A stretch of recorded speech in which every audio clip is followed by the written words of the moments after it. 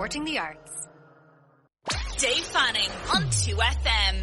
Now, on Monday, the jury in the Harvey Weinstein criminal trial in New York returned a verdict of guilty on 2 of the charges against him.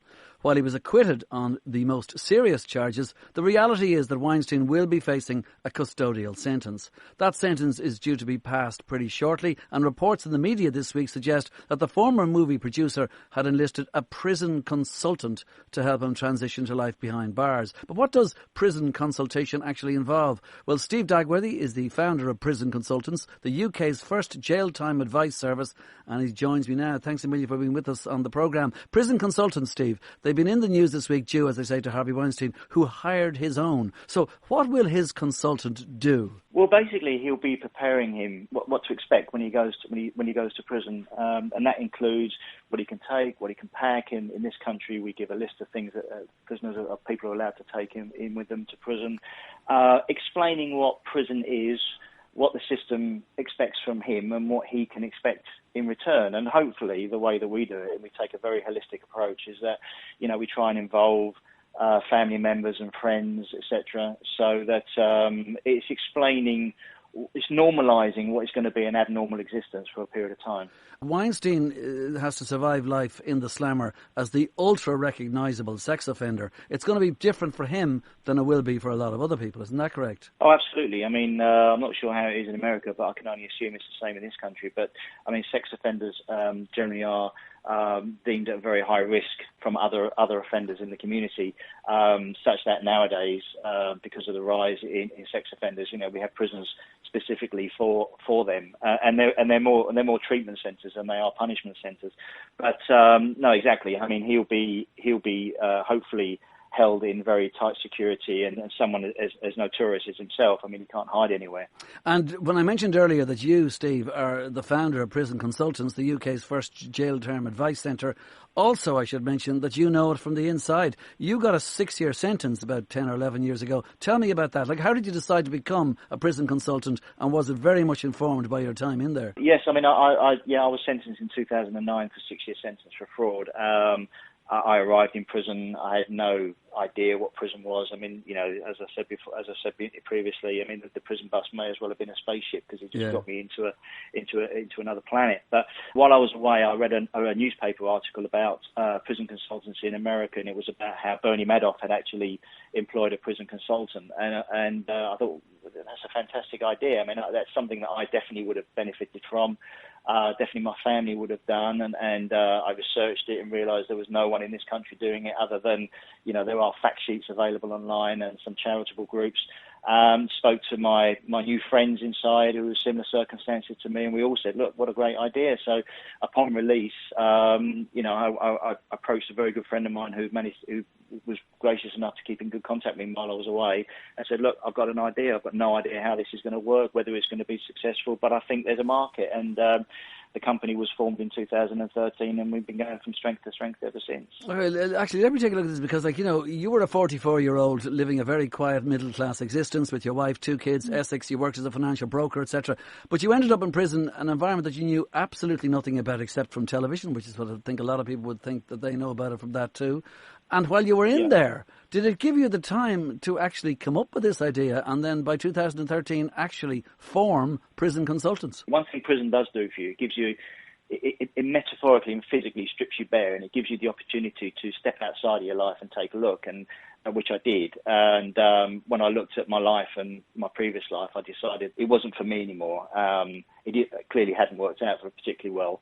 So it came back to, what the hell am I going to do? Who is going to accept me? And please believe me, coming out of prison is as scary as going in, because you're having to get back into the new world and trying to reform. So it was about 6 months before my release that I read this article. So by the time that I actually was released, I'd kind of had the map, as it were, in my head as to what it was going to look like. And prison for me was probably one of the best things that could have happened for me, because it took me out of a very immoral existence, and I wasn't very happy with it. And, I decided that I needed to do something different, and I actually wanted to help people, and that's what we do. Well, look, you had never received so much as the school detention, and then in 2009 you go in, you get out about 3 or 4 years later, whatever it happens to be, and were you amazed at how little you knew when you went in? In other words, would you have been giving out to, if you like, any of the lawyers who had never really prepared you at all? It was ridiculous how poorly prepared I was. I mean, I was on bail for 3 years, and so my solicitor had become my best friend almost to a certain degree, and the fact that I had no preparation whatsoever. It is quite ridiculous, and it happens now. I mean, unfortunately, the legal profession, they're very good at what goes on in court, but what goes on afterwards is not their bag. And really, most of our clients will come to us and say, look, why hasn't...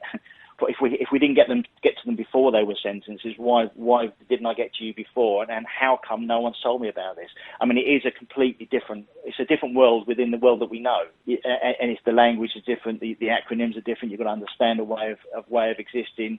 It's communicating with other prisoners, communicating with staff, and just existing in this new world. And when you enter prison, what's the first thing that happens? I mean, what hits you most at the beginning? Well, you're running on adrenaline for a period of time, so you're kind of going out of body to start off with, but it's the sights and the smells and the noise that hits you, and the fact that where I started off in a very old Victorian prison, which was fairly grotty and damp.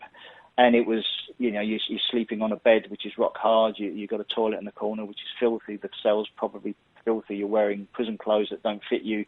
And coming from, as you say, a fairly decent previous life, it was just everything was a shock. I mean, it was a total shock to all the senses. And it takes a long time to get used to it. But the problem is when the adrenaline stops pumping. So once the fear goes out of where you are, you've come to terms with it, and you suddenly one day you walk into your cell and think, actually, I'm going home. This is my home now. Once that word sort of becomes normal in your head, that's when the enormity of what's happened to you and everything you put people through around you, that's when it hits you. And it actually takes about 6 months. And all of our clients go through it at some point. And is there an undercurrent of violence when you get in there in terms of just, it's always kind of, percolating on the surface, not necessarily always boiling over? Well, prisons by definition are full of people who don't want to be there and full of stress and anxiety. And unfortunately, the way the system is at the minute, there aren't many officers in order to provide help and assistance to those who are seeking it. Therefore, it's very easy for a situation to boil over quite quickly. Men's prisons, yes, arguments are settled quite quickly. They can be violent. I mean, when I was away, I saw some things I never wish to see again from a violent point of view. But at the same time, you see the worst in people, but you see the best in people as well. So you get the full spectrum of everything. A full spectrum of life is on a prison wing. And it's on within the 100 or so or 200 or so other fellas that you're living with. And I presume, are you locked up almost all of the day? Food is terrible. Yeah, the food's not great. And no, you can be. I mean, every prison has a regime, and if you've got nowhere to go or nothing to do, then you are behind the door. So it's not, and at the moment, because of the staffing levels and the lack of activity, it's not uncommon for prisoners to be locked up 23 hours a day. And you can understand why sometimes that this does boil over. I mean, if you treat a human like an animal, then you shouldn't be surprised when they come out biting. Okay, well then, what do you say to your clients? I mean, do you start off by telling them this is not going to be good, this is not going to be easy, and it'll start with fear and bewilderment with a capital F and a capital B? Yeah, I mean, we can't sugarcoat this. I mean, there's no way saying that prison is a great place to be. I explain it as it is. I mean, I'm very straight with them. I tell them exactly what it is. But the most important thing is to no two sentences are the same. So depending on what they're going in for and the length of time that they might expect, then we can come to terms with what their sentence might look like, depending on the offender behaviour programs, offender management, sentence planning, etc., and the categories of prison that they're likely to go to.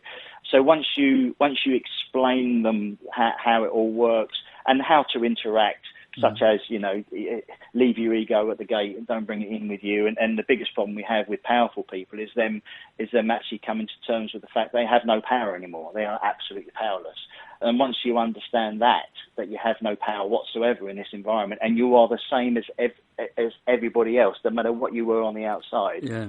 We're all prisoners together. Once you get that over to them, it's quite easy. But the simple things like just stay away from trouble. Don't be in a rush to make a friend. Just try not to make any enemies. keep away from the card schools, keep away from various jobs which might prompt bullying, and you should be fine, and try and help other prisoners as much as you possibly can. And do you advise your clients to find something to fill their days? Absolutely, yeah. I mean that would be offender behaviour programs or some form of education or a decent job. I mean, I threw myself into education for a year. And learned things that was very useful to me now, and I come away with a lot of certificates and diplomas, and it was actually quite proud of myself. When does your service come into play? I mean, when you meet your clients, is it after they've been convicted? Well, it depends on. We offer an arrest to release type of service, really, but I'm the person no one ever wants to meet, but are generally quite happy once they do. So it's when they feel comfortable of approaching us, or when their introducers, such as their lawyers, feel comfortable as actually introducing, and that's largely at the point of conviction before sentencing. But you find, I've had contacts with people who haven't even been arrested yet. They know there's something going on, they're expecting it, and they just want to have the knowledge, because in this game, knowledge is power, and if you've got the knowledge and you've got the power, basically, look, we're here to take the fear of the unknown away. So if the client becomes more relaxed into what may happen to them in the future, then they actually become better defendants, they become better witnesses, and they become easier to work with. So there's a greater chance of getting a positive result. But it just comes down to when people feel like they're at the right point to have a meeting with us, and sometimes that's. I've had conversations with clients who are knowing full well they're going to prison, are too scared to talk to me before going to prison, but then contact us when they arrive, and then we represent them whilst they're away. And you set up your company after your release, so how difficult was it to do that as an ex-offender? Well, nothing's easy when you're an ex-offender, mainly because Google doesn't permit you to hide, really, and it's unforgiving. I mean, I was very lucky. I mean, my profession is the fact that I was a prisoner, so I don't have to hide or change my name or anything. I'm creating more Google entries as being a prisoner than not. But nothing's ever easy. I mean, but like I said to you before, coming out of prison is very difficult. It's seeing how you're going to get back to the world, how you're going to support your family, are people going to accept you. You feel like you're walking around with a banner on your head sort of saying ex-con. Getting bank accounts is difficult, getting back into society, nothing's easy. Well, then getting back to what we started with here, somebody like Harvey Weinstein has enjoyed huge success and money for most of his life. Does recognisability make a prisoner's experience better or worse, in your opinion? Do you know what? It depends what you're in for. I mean, I was lucky enough when I was away, if that can be in the same sentence, as I was in the same prison as George Michael.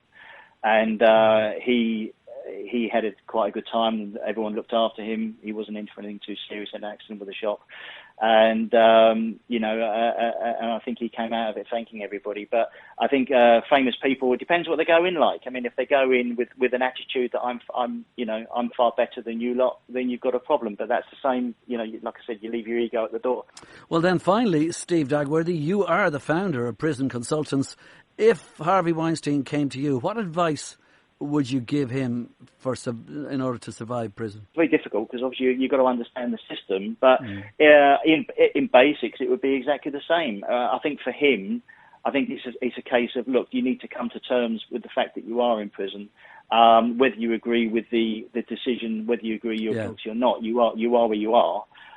You've got to respect the decision of the jury, which is what O.J. Simpson said in his appeal. Although he didn't ever, it was said he was innocent. He respects the decision of the jury and just come to terms with it and embrace it, relax into it, and try and get something from it. Fill your day, come out of it with something. Like I said, in my case, really, prison was a good thing for me, and he did a good job on me. And in part, I'm very grateful to the prison system for the opportunity. It wasn't great at the time, I can tell you, but that's how I feel now. All right, well, Steve, thank you so much for talking to us on the programme today. Steve Dagworthy. Thanks, Steve. Thank you very much indeed. Thank you. Dave Fanning, weekends on 2FM.